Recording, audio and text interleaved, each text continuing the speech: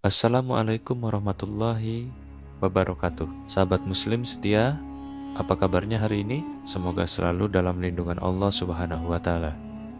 Kali ini kita akan menyelami sebuah kisah yang penuh hikmah, tawa, dan kecerdikan dari seorang tokoh yang namanya sudah melegenda di dunia Islam. Siapa lagi kalau bukan Abu Nawas. Beliau bukan hanya dikenal karena humornya yang cerdas, tapi juga karena kebijaksanaannya yang luar biasa, yang seringkali membuat pemimpin besar seperti Raja Harun Ar-Rasyid terkagum-kagum, bahkan sampai geleng-geleng kepala. Kisah kita kali ini berjudul Ketika Abu Nawas Menipu Raja Demi Menegakkan Kebenaran. Wah, dari judulnya saja sudah menarik ya. Bagaimana bisa menipu demi kebenaran? Mari kita simak bersama. Tapi sebelum itu, jangan lupa untuk menekan tombol like dan subscribe di channel Muslim Setia. Semoga dengan dukungan sahabat semua, channel ini bisa terus menebar kebaikan. Dan semoga kita semua kelak dikumpulkan di surganya. Amin ya robbal alamin. Kisah ini dimulai di sebuah pagi yang cerah di kota Baghdad. Di singgasana megahnya, Raja Harun Ar-Rasyid terlihat gelisah. Wajahnya yang biasanya tenang kini menunjukkan gurat-gurat amarah. Beliau baru saja menerima laporan bahwa ada seorang rakyatnya yang miskin dan tak berdaya. Tiba-tiba dijebloskan ke dalam penjara tanpa alasan yang jelas dan tanpa melalui proses pengadilan yang adil. Dengan suara yang berwibawa namun penuh amarah, sang raja bertanya kepada para menterinya, "Siapa di antara kalian yang berani memenjarakan rakyatku tanpa bukti dan pengadilan yang sah?" Jawab aku. Suasana di ruang istana seketika menjadi tegang. Para menteri dan penjaga hanya bisa saling berpandangan. Tak ada satupun yang berani angkat bicara. Mereka takut menjadi sasaran kemurkaan raja. Di tengah keheningan yang mencekam itu, raja teringat satu nama. Seseorang yang selalu punya cara unik untuk menyelesaikan masalah. Seseorang yang kecerdikannya tak tertandingi. Dan yang kehadirannya selalu membawa warna baru di istana. Panggil Abu Nawas menghadapku. Perintah sang raja. Tak lama kemudian, Abu Nawas pun datang dan berdiri di hadapan raja dengan sikap hormat. "Abu Nawas," kata sang raja dengan tatapan serius, "aku mendengar namamu terkenal di seluruh negeri karena akalmu yang cerdas. Sekarang, aku punya tugas penting untukmu. Selidiki kasus rakyat miskin yang dipenjara secara tidak adil ini. Temukan siapa dalangnya. Tapi aku peringatkan kau, jangan sampai membuat kekacauan di negeriku."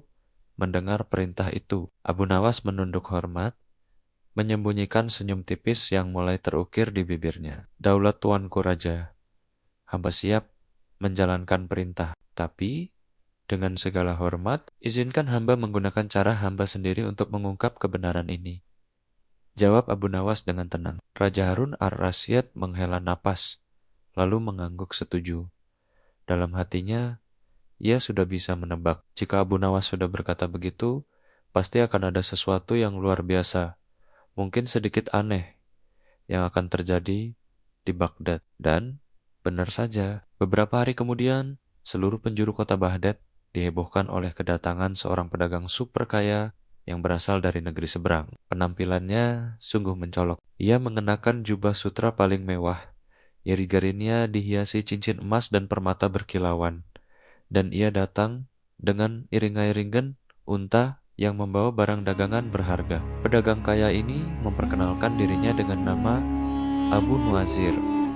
Tentu saja tidak ada yang menyadari bahwa di balik kemewahan itu sesungguhnya adalah Abu Nawas yang sedang menyamar. Ini adalah bagian dari rencananya yang brilian. Abu Nawas sengaja menciptakan karakter Abu Nuazir untuk memancing keluar pejabat korup yang bersembunyi di dalam istana. Dengan identitas barunya, ia mulai berkeliling pasar.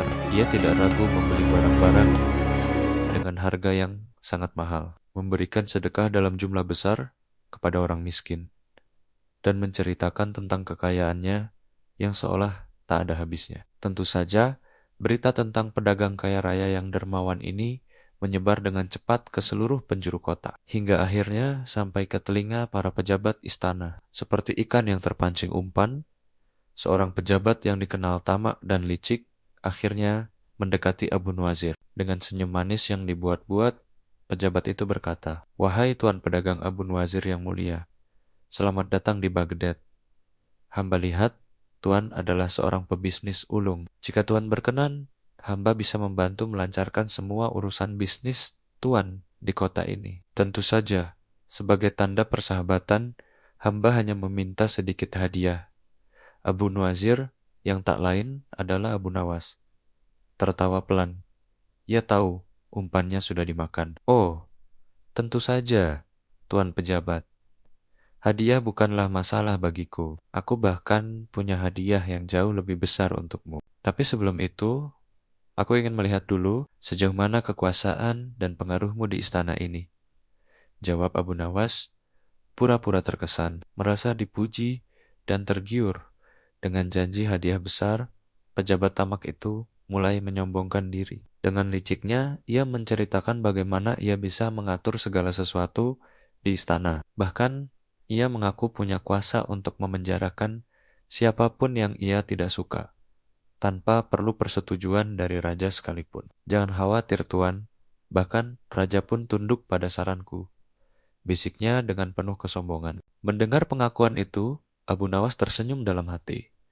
Akhirnya, ia menemukan orang yang dicarinya. Pejabat inilah dalang dibalik ketidakadilan yang menimpa rakyat miskin itu. Keesokan harinya, Abu Nawas, yang masih menyamar sebagai Abu Nuwazir, menerima undangan khusus untuk menghadap Raja Harun ar-Rasyid di istana. Pejabat tamak itu juga hadir di sana, berharap akan segera menerima hadiah besar yang dijanjikan. Di hadapan raja dan seluruh menteri yang berkumpul, sebuah kejadian tak terduga terjadi. Abu Nuwazir tiba-tiba membuka jubah mewahnya, melepaskan sorbannya, dan menunjukkan wajah aslinya. Sontak, seluruh isi ruangan terkejut bukan main, terutama sang pejabat tamak yang wajahnya langsung pucat pasi.